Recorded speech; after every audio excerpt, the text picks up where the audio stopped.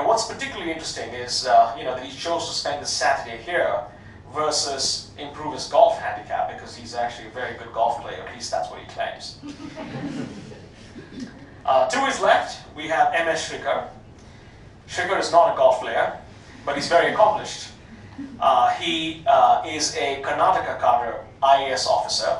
He's presently the private secretary to the chairman of the Unique Identification Authority of India, popularly known as UID, who of course is Mr. Nandan Nilekani. In his 11 years of government service, Mr. Shrikar has served, did you say 12? It's 11, sorry. Lost count. More than 10. He has served in various capacities in the state government of Karnataka in rural development, in commercial taxes, quite linked, and the Panchayati Raj institutions, apart from serving as the Special Commissioner of the Bangalore Municipal Corporation and the District Magistrate of Dharwad. He is a Bachelor of Arts. He's a lawyer, LLB, graduate from the National Law School, a very fine school, from Bangalore. We're delighted that he's here this afternoon. To his left is Mr. Bharat Pandey. Bharat is currently serving as the officer on special duty to Jairam Ramesh, who has been in the news recently. And he's always in the news. He was the Union Minister for Environment and Forests. Before joining the minister, Bharat worked for the Congress Party during the election campaign for the 2009 Lok Sabha elections. In his pre-government life, Bharat worked as a senior consultant with a strategy and competitiveness consulting firm, Monitor Group, for over 5 years, doing projects in Europe, Libya, South Africa, Southeast Asia, the Middle East, and India. He also obtained a Master's in Public Administration focusing on international development at the Harvard Kennedy School. He's an MA in Economics from the University of Cambridge and a BA Honours in Economics from St. Stephen's College. You can never really fault Bharat for his educational qualifications. He's quite remarkable, isn't it? He's literally been to all the great schools. And to his left is someone who has made tremendous news recently. We're absolutely delighted and hearty congratulations to Dr. Shahid Faisal, who qualified and topped the Indian Civil Service examinations this year. I think this merits a round of applause. Thank you very much.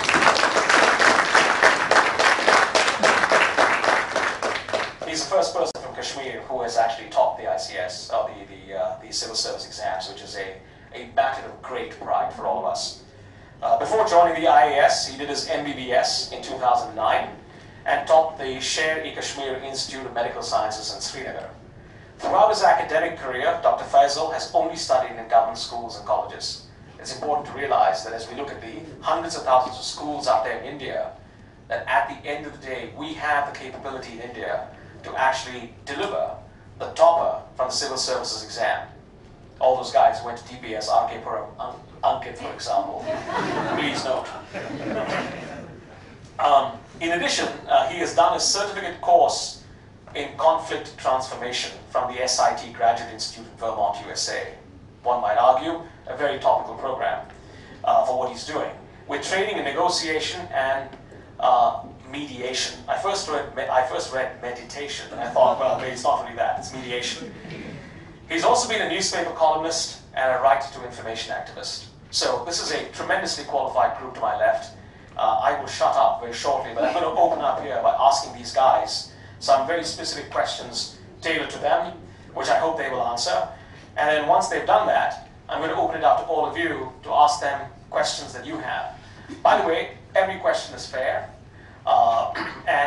In case there's a way to build on someone's question, please put your hand up, and let's ask it so that at the end of the day we're trying to be as efficient as we can. And if a question's been asked, I just want to point out there are no points for class participation, so feel free to accept the response that's given, and let's just move on, all right? Because this is after all a Saturday afternoon, all of us are families. So with that, let me just start off by opening up with you, Mukmeet, since you are to my immediate left.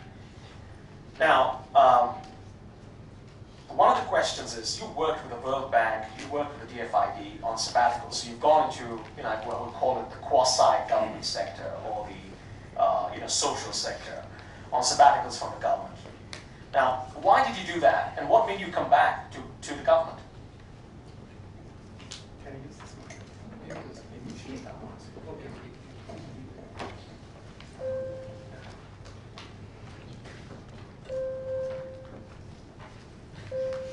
Thanks, I'm just waiting for someone to show up, so, yeah. Okay. Thanks, Lakshman. Before I answer your question, as far as the work is concerned, actually I did play in the morning. So you were wrong on that. Your question on having moved out of government for a number of years, one thing I would like to kind of stress on, in terms of mobility, the government is quite open to officers moving out, but it's restricted to kind of other government, quasi-government agencies. Earlier we had a provision where you could move to the private sector also, but I think there are far greater restrictions. But in terms of encouraging people to go on, for instance, I was on study leave. When I took a sabbatical, I was on study leave. So unlike the private sector where you'll find it extremely difficult to take 2 years out of your work and go and do a professional course, I think the government is very open on that. But of course you have to work for a certain number of years. You have to work for 9 years. And once I completed about 10 years of service, I took that sabbatical to study. To work with a multilateral or a bilateral organization, I think it was just a follow-up of what I had done in my sabbatical. I did this Masters in International Development from Kennedy School. In fact, that's just a half-a-minute pitch on that program. It's one of the best programs at the Kennedy School. This was started in 2000 by Jeffrey Sachs and Danny Roderick.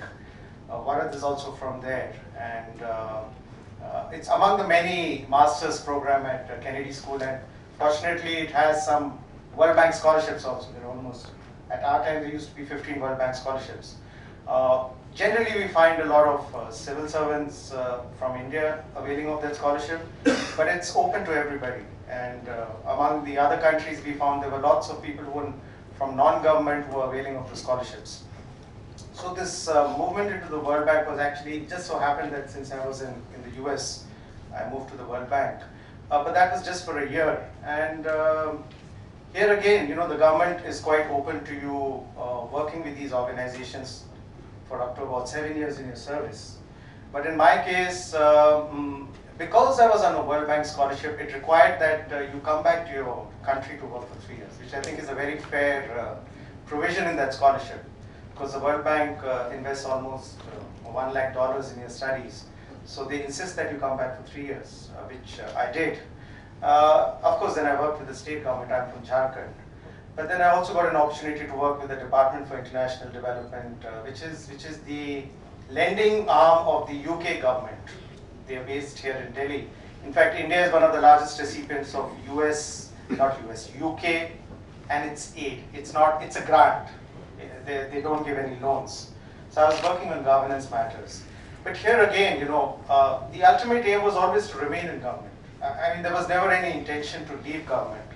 But it just, since these opportunities exist, and I won't say that I'm a little uncommon in this respect. There are lots of officers who avail of these opportunities to go on leave, to take up these assignments. I think you have